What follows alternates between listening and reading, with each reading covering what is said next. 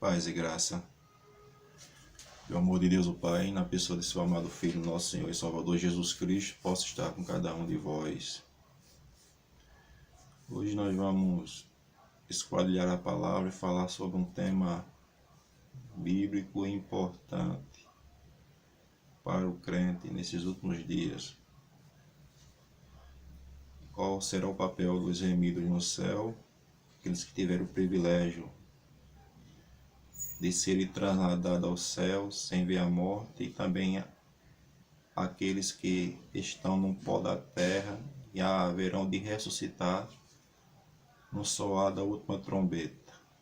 Qual será o papel desses remidos? E o período entre a primeira e a segunda ressurreição, que é o milênio,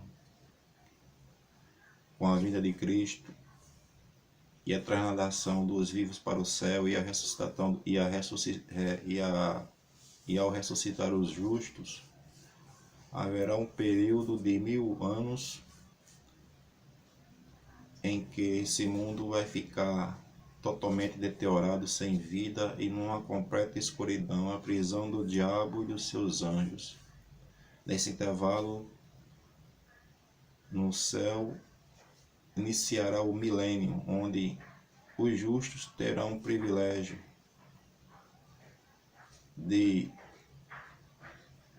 ser esclarecido por Deus todos os detalhes da nossa vida, e daqueles que não se salvaram, e também daqueles que conseguiram, pela misericórdia divina, chegar nesse maravilhoso propósito que é a salvação. Bem, fazer umas perguntas, né? A própria Bíblia vai nos esclarecer sobre essa veracidade do milênio. Que visão em Apocalipse 20:4 João viu a respeito do milênio e quando se iniciaria, né? Primeira Tessalonicenses 4:16, Paulo conforta a igreja, os irmãos que tenham perdido seus antes queridos, e diz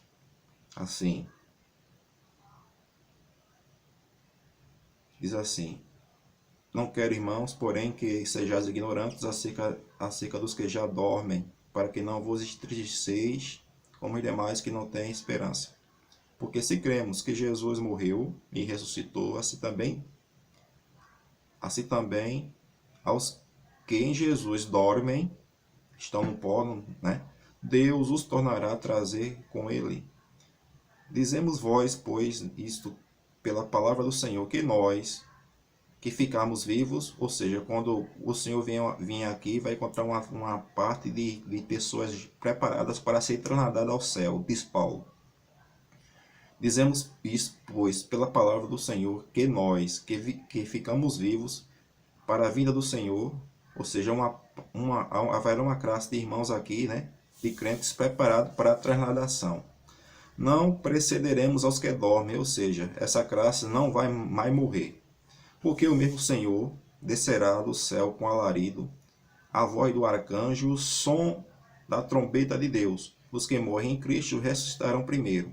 Primeiramente, os que dormem no pó da terra haverão de ressuscitar quando o Senhor Jesus Cristo tocar a trombeta. Depois nós, né, os vivos que vão ser trasladados sem ver a morte. Depois nós, os que ficarmos vivos, seremos arrebatados juntamente com eles nas nuvens, ao encontro do Senhor nos ares, e assim estaremos para sempre com o Senhor. Paulo nos mostra aqui nesse texto que com a vinda de Cristo haverá duas classes de pessoas justas. Os justos que estão no pó da terra, desde o dia de Adão até o presente momento dessa era, e os justos que vão encontrar com vida para serem trasladados ao céu, como Elias e Enoque tiveram esse privilégio. Duas classes de justos, né? Mas o início do milênio se inicia nisso, né? Apocalipse 4:20. Vi tronos, assentaram-se sobre eles aqueles a quem foi dado o poder de julgar. Note, vai ser dado o poder de julgar aos santos, e vi as almas daqueles que foram degolados pelo testemunho de Jesus, ou seja, que derramaram o seu sangue pela verdade e pela palavra de Deus, e os que não adoraram o que? O sistema que está sendo implantado aqui nesse mundo, que é uma falsa adoração, uma adoração enganosa em que Satanás está implantando, né, por meio de todos os movimentos evangélicos que estão submissos à igreja romana, que caiu em apostasia no passado, que se vendeu, deixando os marcos de Cristo, né? Por trás de tudo isso está um sistema enganador, o nosso inimigo querendo implantar força na consciência da sociedade, uma falsa adoração, que constitui em um Deus politeísta, que não é bíblico, e a santificação de um dia na semana, que também não é bíblico, né? A última luta entre as forças das trevas e as forças da luz, entre a verdade e o erro, vai ser nessa tese aí. Uma minoria procurando seguir o assim está escrito, adoração ao Pai e ao Filho e a obediência aos santos mandamentos da lei divina. Enquanto a multidão, iludido pela membresia religiosa, e por trás de tudo está o inimigo, infelizmente, né? Junto com o poder civil, junto com as autoridades civis, querendo impor a força no seio da sociedade, que a humanidade se enquadre e aceite a falsa adoração. Ao fazer isso, ou seja, a maioria da multidão, né, vai ficar expostas à ira divina e vai atribuir à ira divina os flagelos que virão com frequência nesse mundo a uma minoria que não quer se enquadrar, não quer se impor, né, as suas ordens e os seus dogmas religiosos e humanos, né? Por isso aqui diz aqui, vi tronos e assentaram-se sobre ele aqueles que foi dado o poder de julgar, e vi as almas daqueles que foram degolados pelo testemunho de Jesus e pela palavra de Deus, que não adoraram a besta nem a sua imagem, não receberam o sinal na sua testa e na sua mão. Estes viveram e reinaram com Cristo durante 1000 anos. O que a Bíblia nos mostra? Que realmente os remidos vão julgar o mundo na segunda fase desse juízo. No dia de Paulo condenava a igreja por quê? Porque a igreja estava levando assuntos importantes da igreja para ser julgado no meio dos incrédulos. Aí Paulo repreendeu a igreja. 1 Coríntios 6. Ousa alguém de vós, algum de vós, tendo algum negócio contra outro, e a juízo perante os injustos, não perante os santos? Não sabeis vós que os santos hão de julgar o mundo? Ora, se o mundo deve ser julgado por vós, sois porventura indignos de julgar as coisas mínimas? Não sabeis vós que havíamos de julgar os anjos? Quanto mais as coisas pertencentes a esta vida. Então Paulo repreende a igreja, porque os irmãos estavam levando assuntos particulares entre a igreja, entre eles, para que o mundo ímpio e incrédulo julgasse. Paulo deixa claro aqui que haveremos de julgar o mundo, os anjos. Que evidência nos deixa na Bíblia, no Velho Testamento, que a primeira etapa desse juízo já se iniciou-se. Qual foi a visão e qual era o entendimento de Pedro no dia dele? Pedro tem um entendimento. O juízo, na realidade, começa por quem? Por quem começa o juízo? Primeiro a Pedro 4,17. Porque já é o tempo que comece o julgamento pela casa de Deus. Se primeiro começa por nós, diz Pedro, qual será o fim daqueles que são desobedientes ao Evangelho de Deus?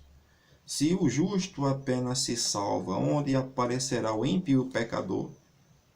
Então Pedro tinha esse entendimento que o julgamento ia começar primeiramente por eles, né? E que todo crente ia ser avaliado se ia ser apto, né, a se cobrir com as vestes imaculadas de Cristo ou não.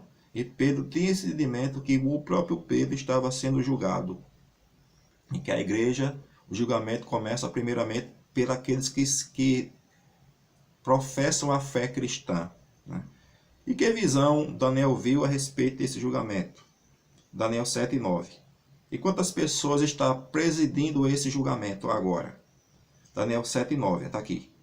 Eu continuei olhando até que foram postos tronos, e um ancião de dia se assentou. Sua veste era branca como a neve, e o cabelo da sua cabeça como limpa lã. Seu trono chama de fogo, e as rodas dele fogo ardente. Diz Daniel. Um rio de fogo manava e saía diante dele. Milhares e milhares, milhares e milhares o serviam, milhões e milhões. Diante deles assentou-se o juízo, abriu-se os livros. 7:13. Quem mais Daniel viu nesse juízo? Quem já chegou diante do trono para representar a humanidade? Estava eu olhando das minhas visões de noite, 7:13 de Daniel. Eis que vinha nas nuvens do céu, um como filho do homem, dirigindo-se ao ancião de dias, e fizeram chegar até ele, né? Então, dá-se início a esse juízo. O representante da humanidade, que é o advogado, 1 João 2:1, filhinhos, essas coisas eu vos escrevo para que não pequeis. Se alguém peca, temos um advogado perante o Pai, Jesus Cristo justo. Ele é a propiciação pelos nossos pecados, mas também pelo mundo todo. 1 Timóteo 2:1. Há um só Deus e um só mediador entre Deus e o homem, Jesus Cristo o homem. E aqui Daniel vê a visão do Filho do Homem. João 5:22. O que é que o Filho de Deus diz? O Verbo encarnado, o Pai não julga ninguém, mas confiou todo o julgamento ao Filho. Então ele terá o privilégio de nos julgar, porque ele tem esse direito, né? Porque ele se fez homem, encarnou e viveu uma vida de santidade aqui. Mas aqui, voltando para cá, Daniel 7:14. Foi-lhe dado o domínio, honra e o reino, para que todos os povos, nações, línguas o servissem. E o seu domínio é o domínio eterno, que não passará, e o seu reino único, que não será destruído. No fim desse juízo, vai ser passado o domínio a Cristo, onde será fundado um reino eterno. Isso ainda não se cumpriu, porque Cristo ainda está trabalhando por aqueles que o amam nesse momento, né? Esse juízo continua no céu, onde cada caso está sendo analisado, tanto para a vida como para a morte. Mas, enquanto está em andamento, o que é que diz as profecias? Enquanto tudo isso está em andamento no céu, esse juízo, qual seria a situação do povo de Deus na terra? O que é que haveria de acontecer? 7:19 de Daniel, 7:19, né? Enquanto esse juízo haveria de ser presidido na terra, o que haveria de acontecer com os fiéis? O que é que haveria de acontecer com os fiéis na terra? Enquanto esses juízos, o desenrolar desses acontecimentos está ocorrendo no céu. O que é que iria acontecer na terra? 7:19 de Daniel. Aí o anjo, né, dá uma interpretação a Daniel. Então, tive o desejo, Daniel, de conhecer a verdade a respeito do quarto animal. Esse quarto animal aqui, você sabe muito bem que na profecia bíblica, animal, monstro, representa reinos dominados por homens, governantes que oprimem e matam e perseguem os santos de Deus, ou seja, aqueles que creem na verdade. Na profecia bíblica, um animal, uma besta, um reino, é a união de um poder político com uma falsa religião, querendo impor seus dogmas à força na consciência da sociedade. Quando você vê reino, animal, monstro, besta, simboliza isso. Aí o anjo diz a Daniel. Daniel pergunta ao anjo, então, tive o desejo de conhecer a verdade a respeito do quarto animal, que era diferente de todos os outros, muito terrível, cujos dentes eram de ferro, suas unhas de metal, que devora devorava e fazia em pedaços e pisava os pés os que sobravam. Daniel, em uma das suas visões, ele vê essa besta surgir sobre a terra, começar a massacrar o povo de Deus, né? De uma tal maneira, né, que vai no desenrolar dessa situação, né? A gente sabe muito bem que essa besta é o Império Romano, Roma de Césares.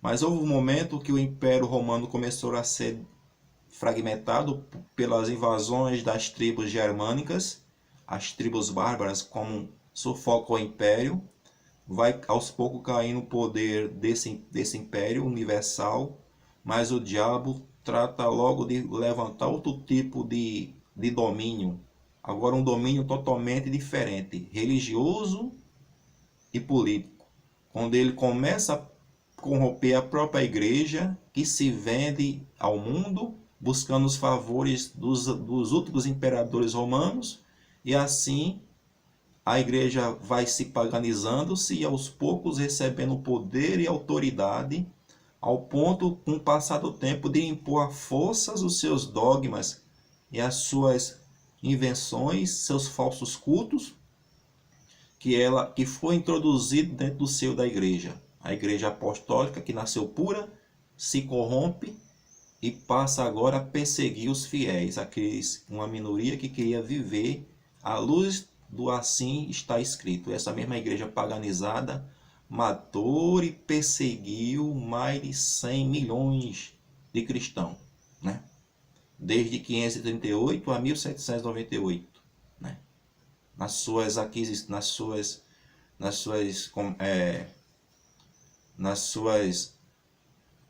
santas aquisições da vida, né? Onde muitas pessoas foram mártires.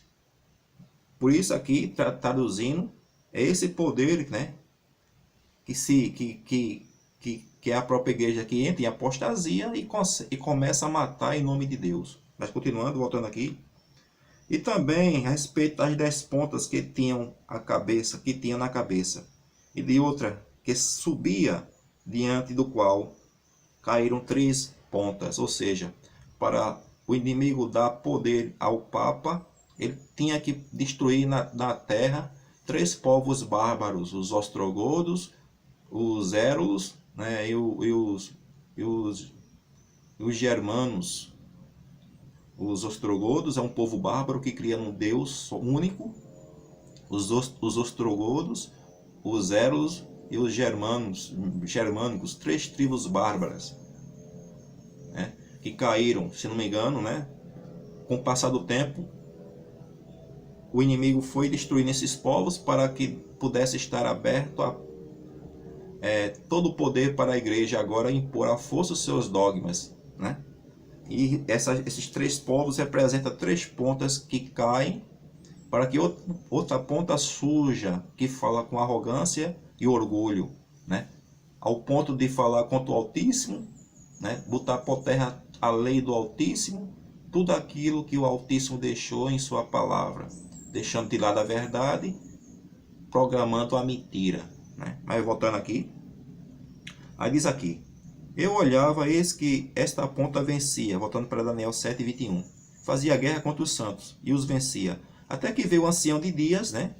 Ou seja, vai vir o fim disso. Até que veio o ancião de dias e foi dado juízo aos santos do Altíssimo. E chegou o tempo em que os santos possuirão o reino, né? Vai chegar um momento, né, que o Senhor vai intervir, que esse poder vai ser dado poder ainda antes da volta de Cristo, a esse sistema enganador, mas no auge dessa opressão, desse sofrimento, o Senhor vai dar um basta, né? Vai ser manifestado assim o quê? No auge desse sofrimento. Aqui diz aqui ainda, 7:27. O reino e o domínio e a majestade dos reinos debaixo de todos os céus serão dados ao povo dos santos e do Altíssimo, e o seu reino será um reino eterno. Todos os domínios servirão e lhe obedecerão, né? Em que momento mais crítico da história desse mundo, né, que é o tempo de angústia, onde muitos irmãos aí dizem que a igreja não vai estar mais aqui, né? Que momento crítico da história terrestre desse mundo? O grande príncipe, que é Miguel, interverá. O que acontecerá com aqueles que estão no pó da terra? No maior momento crítico desse mundo, o que é que diz Daniel 7? Naquele tempo se levantará Miguel, o grande príncipe, que se levantará pelos filhos do teu povo. Nota, naquele tempo tem angústia, né? Que se levantará Miguel pelos filhos do teu povo. Dá-se a entender aqui que o povo de Deus ainda vai estar na terra, né? Haverá um tempo de angústia tal como nunca houve, desde que houve nação, até aquele tempo. Mas naquele tempo livrar-se-á do teu povo todo aquele que está escrito no livro. Muitos que dormem no pó da terra ressuscitarão, uns para a vida eterna e outros para a vergonha e desprezo eterno. Os sábios, pois, resplandecerão como o resplendor do firmamento, e os que muitos ensinaram a justiça refugirão como as estrelas, sempre eternamente. Então, a verdadeira recompensa para aquele que administra a palavra para glorificar o enviado do Pai e aquele que o enviou, vai ser nesse momento. O crente não deve esperar recompensa nesse mundo não, né? Tem que procurar programar a palavra, dizer o que está escrito, visando a recompensa vindoura, né? Então vai se cumprir assim as palavras do Senhor, né?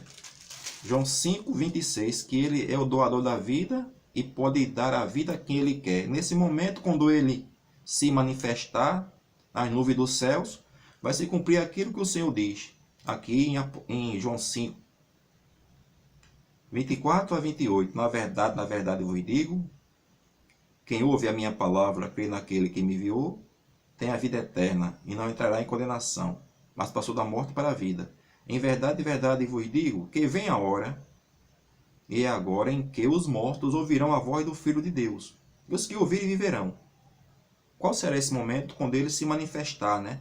Nas nuvens do céu para dar um basta ao sofrimento do seu povo. Porque como o Pai tem vida em si mesmo, deu o Filho ter vida em si mesmo. Deu-lhe o poder, tá vendo? Foi dado todo o poder ao Filho. Deu-lhe o poder de exercer juízo, porque é o Filho do homem. Não vos maravilhei disso. Vem a hora em que todos os que estão nos sepulcros ouvirão a sua voz. De quem? Do Filho de Deus. Os que fizeram bem sairão para a vida eterna. Os que fizeram mal para a ressurreição e a condenação. Mas entre a ressurreição dos justos e dos ímpios, que há duas ressurreições, qual será o intervalo de tempo? Porque Cristo vai ressuscitar os justos para a vida eterna e os ímpios para a condenação. Mas entre essas duas ressurreições, entre as ressurreições dos justos e dos ímpios, qual será o intervalo de tempo? Apocalipse 20, verso 5, diz: Mas os outros mortos não reviveram, até que os 1000 anos se acabaram. Essa é a primeira ressurreição. E quem não terá poder sobre a segunda morte? Ou seja, em que classe a segunda morte, que é o lago do fogo e enxofre, não terá poder? Aí diz aqui, bem-aventurado e santo é aquele que tem parte da primeira ressurreição. Sobre estes não tem o poder a segunda morte. E essas pessoas que vão terão o privilégio de participar da primeira ressurreição serão sacerdotes por toda a eternidade. De quantas pessoas? Mas serão sacerdotes de Deus e de Cristo. Reinarão com ele durante 1000 anos. Que promessa o Senhor fez, né, antes de partir? Credes em Deus, credes também em mim. Na casa do meu pai, lá em João 14:1, né? Há muitas moradas, se assim não for, eu vos teria dito. Vou-vos preparar lugar e voltarei. E vos receberei para mim mesmo, para onde estiver, estejais vós também.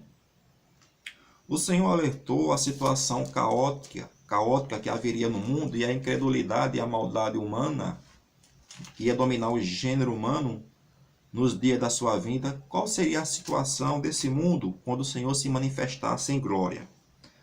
Lucas 17:26 diz assim: Como aconteceu no dia de Noé, assim também nos dias do Filho do Homem. Comia-se, bebia, se casava, dava-se em casamento, Até que Noé entrou na arca, veio o dilúvio, consumiu a todos. Como também, da mesma maneira, aconteceu nos dias de Ló. Comia-se, bebia, comprava-se e dava-se em casamento, edificava. Mas no dia em que Ló saiu de Sodoma, choveu do céu fogo e enxofre. Então, o Senhor está dizendo que nos dias da sua vinda, o povo ia estar tão ocupado comendo, bebendo, vendendo, se divertindo, que não ia estar atento para os sinais da sua vinda, e esse dia haveria de vir sobre a humanidade como um ladrão. E qual seria a situação do gênero humano, das pessoas, nesses últimos momentos desse mundo? Segundo Timóteo 3, diz Paulo: sabe, porém, isto, que nos últimos dias sobreverão tempos trabalhosos, difíceis, porque haverá homens amantes de si mesmos, avarentos, presunçosos, soberbos, blasfemos, desobedientes aos pais, ingratos, profanos, sem afeto natural, irreconciliáveis, caluniadores, incontinentes, cruéis, sem amor para com os bons, traidores, obstinados, orgulhosos, mais amigos de deleites do que amigos de Deus, tendo aparência de piedade. Isso é o pior, né? Se dizendo ser obediente e bondoso, mas tendo a aparência de piedade, mas negando a eficácia dela. Destes afastai-vos, ou seja, a multidão diz ser crente e obediente a Deus, mas vivendo um evangelho de aparência. O que seria programado também nos dias dos últimos momentos desse mundo? O mundo religioso iria programar o quê? O que é que diz Paulo? Quando o mundo estiver programando paz, haverá o quê? 1 Tessalonicenses 5,3. Mas quando disserem a paz, o mundo religioso, né, estiver programando paz, todas as religiões unidas, né, todo mundo, né, num só dogma, falando a mesma linguagem, programando paz, paz. Diz assim: pois quando disserem paz e segurança, então sobrevirá repentina destruição, como as dores de parto, aquela que está grávida, de modo nenhum escaparão. Quando a mulher está grávida, faz o pré-natal, se prepara para esse momento, mas não sabe como o momento vem. Quando ela está calma, como pensa que não, vem a dor do parto, né? Ela tem que correr para o hospital, com o risco de morrer ela e o menino. Assim será o fim desse mundo. Quando o mundo religioso programar uma falsa paz, verá a repentina destruição. Mas o que levaria o mundo religioso a esse engano? O que levaria o mundo a esse engano? E qual seria o resultado final dessa falsa adoração, né? O que levaria o mundo religioso a esse engano? Segundo a Tessalonicenses, né? Paulo alerta a respeito do ministério da iniquidade, do engano, do movimento que ia surgir da própria igreja que ele fundou, que ia introduzir o engano, o falso culto, uma falsa adoração no mundo. Isso aconteceu em meados de 321, né, quando a igreja se vendeu aos favores de Constantino, criando assim um sistema enganador. Isso já era previsto por Paulo. E porque as pessoas vão ser coniventes com o engano e vão ser enganados. Aí Paulo diz que esse engano só vai acabar quando? Segundo a Tessalonicenses 2,8. Diz assim. Segundo a Tessalonicenses 2,8. Segundo a Tessalonicenses 2,8, Paulo diz: então será revelado o iníquo, a quem o Senhor vai desfazer pelo espírito de sua boca, e aniquilará pelo resplendor da sua vinda. Esse engano é cuja vinda, segundo a eficácia do diabo, com todo o poder e sinais e prodígios de mentira. Né? Esse engano, esse sistema que está no mundo enganando, tem o poder de operar prodígios e sinais e maravilhas. Né? Nós sabemos o que é que Satanás fez lá no Egito, quando Deus, por meio de Moisés, tirou o povo, né, diante de Faraó. Satanás, os seus magos, né, fizeram com que as varas dos magos também se transformassem em serpente. E lá em Apocalipse 16:13 diz o quê? E sair da boca do dragão, da boca do falso profeta, da boca da besta, 3 espíritos de demônios que operadores de sinais. São espíritos de demônios que vão reunir o mundo para a peleja do grande dia do Deus Todo-Poderoso. Então, antes da volta de Cristo, esse espírito de engano que está aí no mundo, fazendo sinais e maravilhas e curas, por meio das suas instrumentalidades, vai reunir todas as nações para pelejar contra o Verbo e contra o Pai, quando vier em glória. Mas por que vai vir o engano? Eu volto para cá. Segundo Tessalonicenses 2, 9. Essa cuja vinda é segundo a eficácia de Satanás, com todo o poder, sinais e prodígios de mentira, com todo o engano de injustiça para os que perecem. Mas por quê? Porque não receberam o amor da verdade para se salvarem. Ou seja, as pessoas têm a oportunidade de ouvir a verdade, de ouvir a verdadeira adoração, mas não querem ouvir, porque a verdade requer renúncia e sacrifício. Aí vem o espírito do erro que engana a mente e o coração das pessoas. Continuando. Por isso Deus lhe enviará a operação do erro para que creiam numa mentira, para que sejam julgados todos que não creram na verdade, antes tiveram prazer na iniquidade. Por isso que está havendo a operação do erro. Mas todo esse erro, todo esse engano vai acabar quando o Senhor se manifestar nas nuvens do céu e vai destruir o perverso com o espírito da sua boca, né? Como disse 2 Tessalonicenses 2:8. Ainda em 2 Tessalonicenses 1:7, 1:5 a 9, Paulo diz a respeito das pessoas que sofriam opressão por amor à palavra. Ainda 2 Tessalonicenses, provas claras do justo juízo de Deus, para que sejais havidos por dignos do reino de Deus, pela qual também padeceis ou sofreis. No dia de Paulo, os cristãos sofriam represália, né? Eram discriminados, todo tipo de sofrimento por amor à fé. Se de fato é justo diante de Deus que dê uma paga à tribulação aos que vos atribulam, e a vós que sois atribulados, descanso conosco, quando se manifestar o Senhor Jesus desde os céus, com os anjos do seu poder, com labareda de fogo, tomando vingança dos que não conhecem a Deus, dos que não obedecem o Evangelho do nosso Senhor Jesus Cristo, os quais, por castigo, padecerão a eterna perdição ante a face do Senhor e a glória do seu poder, quando vier para ser glorificado nos seus santos e para se fazer admirável naquele dia em todos os que creem, porquanto o nosso testemunho foi crido entre vós. Então, todo sofrimento, toda angústia vai dar um baixa quando o Senhor Jesus Cristo se manifestar nas nuvens do céu, né? Se manifestar nas nuvens do céu, em glória. Agora veja, quando o Senhor Jesus Cristo se manifestar, qual vai ser a atitude da maioria dos habitantes desse mundo quando se deparar com esse grande evento? As pessoas vão fugir da presença de quantas pessoas? Apocalipse 6,15, diz aqui, 6,15. E os reis da terra, e os grandes, e os ricos, e os tribunos, e os poderosos, todo servo, todo livre, se esconderão nas cavernas e nas nuvens das montanhas, e vão dizer aos montes e aos rochedos: caí sobre nós, escondemos da face daquele que está sentado no trono, e da ira do Cordeiro, porque é vindo o grande dia da sua ira. Quem poderá subsistir? Então veja, as pessoas vão fugir da presença daquele que está sentado no trono e do Cordeiro. Mateus 26:64. Qual é o testemunho que o verbo diz a Caifás, quando Caifás faz a pergunta: conjuro diante do Deus vivo se tu és o Filho de Deus. O que é que diz o verbo? Mateus 25:64. Disse-lhe Jesus: tu disseste, digo-vos que, porém, que verás em brevemente o Filho do Homem assentado à direita do Todo-Poderoso, vindo sobre as nuvens do céu. Então, né, os perdidos vão fugir da presença majestosa de Cristo e de seu Pai.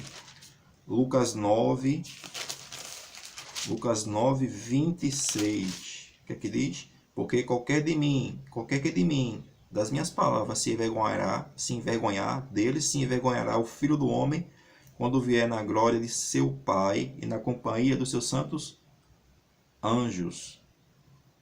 Né? Esses dois seres devemos, esses dois seres, que é o Pai e o Filho, destruirão o perverso, os incrédulos. Por meio de quê? Por meio de que Jesus Cristo vai destruir, junto com seu Pai, os perversos? Por meio de quê? Por meio de que poder? O mesmo poder que vai dar a vida vai trazer a destruição. Jó 4:8. Segundo eu tenho visto, os que lavram a iniquidade semeiam o mal, cegam isso mesmo. Com o hálito de Deus perecem, com o sopro da sua ira se consomem. Então aqui nos mostra que será o assopro de Deus, o hálito da sua ira que vai destruir o perverso. Ainda a profecia do verbo em Isaías 1, a raiz de Jessé. O que é que a raiz de Jessé vai fazer com os maus? Isaías 11:4. Mas julgará com justiça os pobres, repreenderá com equidade os mansos da terra, e ferirá a terra com a vara da sua boca, com o sopro dos seus lábios, matará o ímpio. Aqui diz sopro. Mas lá em 2 Tessalonicenses 2:8 diz: então será manifestado o iníquo, a que o Senhor destruirá com o espírito da sua boca, né? Espírito, o sopro. Então, o mesmo espírito que vai trazer a vida, que procede da boca de Cristo, vai trazer a destruição para os incrédulos, para aqueles que não crerem nas palavras do Evangelho. Ainda Isaías 28:21 diz o quê? Porque o Senhor se levantará como no monte de Perazim, se irará, né? Ficará irado, como no vale de Gibeão, para fazer a sua obra, sua estranha obra, para executar o seu ato, o seu estranho ato. Seu estranho ato será dar o fim à maldade, né? Porque o Senhor não tem prazer na morte de ninguém, vai chegar um momento que ele vai exercer a sua autoridade. Isaías 29:6. Do Senhor dos Exércitos será visitada com trovões, o que? Esse mundo, com terremoto, com grande ruído, com tufão de vento, tempestade e labareda de fogo consumidor. Né? Ainda em Isaías 30:26. O Senhor agirá com o quê? Com que tipo de voz, né? Com a sua voz majestosa, a mesma voz que vai trazer vida, vai trazer a destruição. Isaías 30:26 diz assim: eis que o nome do Senhor, eis que o nome do Senhor vem, de longe, ardendo sua ira. É lançado a espessa fumaça dos seus lábios. Estão cheios de indignação. E a sua língua, a língua do Senhor, a sua boca, né, é como fogo consumidor. Sua respiração, a respiração do Altíssimo com seu Filho. Com a sua respiração, como um ribeiro transbordador que chega até o pescoço para peneirar as nações, como peneira da vaidade. E um freio de fazer errar estará nas queixadas dos povos. Um cântico haverá entre vós como de noite, em que se celebram festa santa, alegria de coração, como a daquela que saiu tocando pífano para vir ao monte do Senhor, rocha de Israel. Então será alegria para muitos, mas tristeza para outros. O Senhor fará ouvir a glória da sua voz e fará vir abaixo do seu braço, como a indignação da ira, labareda de fogo consumidor, raio de dilúvio, pedra de saraiva. Porque com a voz do Senhor será desfeita os pedaços da Síria que feriu com a vara. Então, nesse momento vai acabar, né? O Senhor vai acabar com o sofrimento alheio e destruir todo soberbo, todo orgulhoso, né? Todos aqueles que oprimem a terra e a destroem. Veja, qual será a situação caótica desse mundo quando se manifestar esses eventos catastróficos com a ira divina? Qual foi a visão do livro do profeta Jeremias a respeito do estado caótico desse mundo? Jeremias 4:23. Observei a terra, eis que estava assolada e vazia. Os céus não havia luz. Observei os montes, eis que estavam tremendo, e todos os outeiros estremeciam. Observei e vi que o homem nenhum havia, e que todas as aves do céu tinham fugido. Vi também que a terra fértil era como um deserto. Todas as suas cidades estavam derribadas e destruídas diante da ira do Senhor. Então, essa terra vai ficar caótica, vazia. Quando ocorrer esses eventos catastróficos, né, com a vinda de Cristo, vai ficar algum ser vivo aqui vivo? Com a visão do livro do profeta Jeremias, 25:30. Tu, pois, lhe proferirás todas essas palavras, e lhe dirás: o Senhor, desde o alto, bramirá, fará ouvir a sua voz desde a morada da sua santidade. Terrivelmente bramirá contra a sua habitação, com grito de alegria, como dos que pisam uvas, contra todos os moradores da terra. Chegará um estrondo até a extremidade da terra, porque o Senhor tem contenda com as nações. Entrará em juízo com toda a carne. Os ímpios entregará a espada, diz o Senhor. Assim diz o Senhor dos Exércitos. Jeremias 25:30 e diante. Assim diz o Senhor dos Exércitos: eis que o mal sai de nação para nação. Grande tormenta se levantará dos confins da terra. Serão os mortos do Senhor, naquele dia, de uma extremidade da terra até outra, e não serão sepultados nem pranteados. Veja, os mortos do Senhor estarão caídos de uma extremidade da terra até outra extremidade da terra, né? Dos incrédulos, naquele, infelizmente. Aí eu faço a comparação da vida do Senhor em glória, né? Qual é o convite que o anjo faz para as aves do céu se banquetear com que tipo de carne? Apocalipse 19:17. E viu outro anjo que estava no sol, e clamou com grande voz, dizendo a todas as aves dos céus, que voavam pelo meio do céu: vinde, ajuntai-vos à ceia do grande Deus, para que comais a carne dos reis, e a carne dos tribunos, a carne dos fortes, a carne dos cavalos, dos que sobre eles se assentam, a carne de todos os homens livres, servos, pequenos.